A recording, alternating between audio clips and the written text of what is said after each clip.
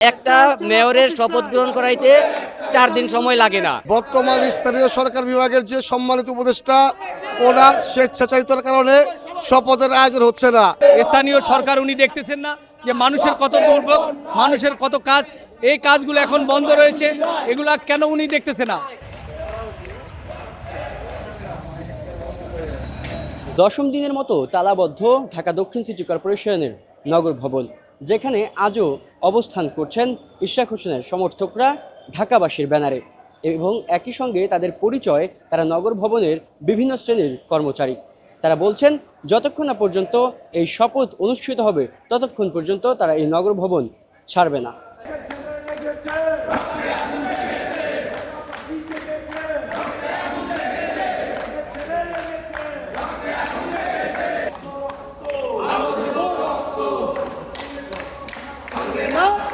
আজও কেন নগর ভবন অবরুদ্ধ করে রেখেছেন আপনারা? নগর ভবনে আমরা অবরুদ্ধ করে রাখি নাই, স্থানীয় সরকার মন্ত্রণালয় আমাদেরকে অবরুদ্ধ করে রাখছে। আমাদের চাহিদা একটাই, সর্বোচ্চ আদালতের রায় বাস্তবায়ন এবং নির্বাচন কমিশন থেকে যে গেজেট প্রকাশ করা হয়েছে সেই গেজেটের আলোকে নির্বাচিত মেয়র ইঞ্জিনিয়ার ইশরাক হোসেন সাহেবকে শপথ গ্রহণ করানো হবে।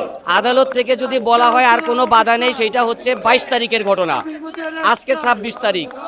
একটা মেয়রের শপথ গ্রহণ করাইতে 4 দিন সময় লাগে না। যেমন তৎকালীন নির্বাচন কমিশনের সময়তে যখনই তাপসে অবৈধভাবে বিজয়ী ঘোষণা করা হয় তখন একদিনেই শপথ গ্রহণ করানো হয়েছিল। স্থানীয় সরকার মন্ত্রণালয় যদি সদয় হইতো এবং তারা যদি এটা সত্যিকারের অর্থে শপথ বাক্য পাঠ করাইতে চাইতো তাহলে একদিনই সম্ভব ছিল। যখন ঘোষণা আসবে যে ইশরাক সাহেবের শপথ হবে অমুক সময়তে বা অমুক তারিখে, সাথে সাথে ঢাকাবাসী নগর ভবনকে অবরুদ্ধ খুলে দিবে।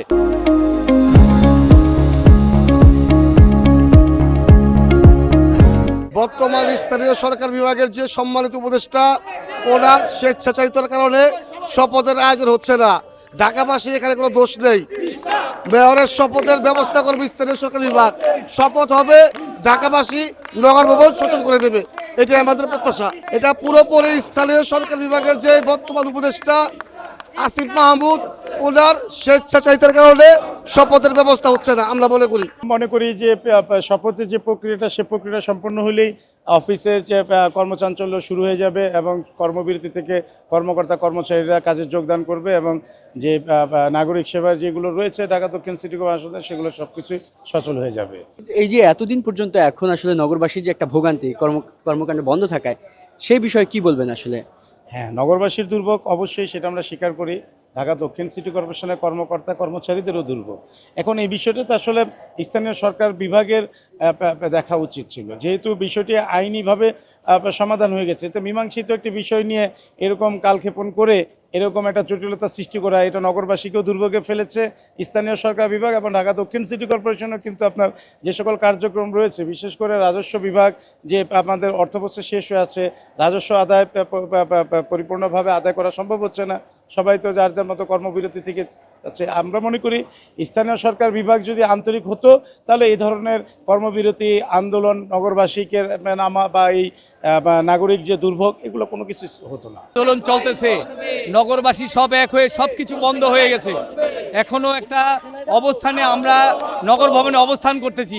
এগুলা কি স্থানীয় সরকার উনি দেখতেছেন না যে মানুষের কত দুর্ভোগ, মানুষের কত কাজ, এই কাজগুলো এখন বন্ধ রয়েছে, এগুলা কেন উনি দেখতেছে না?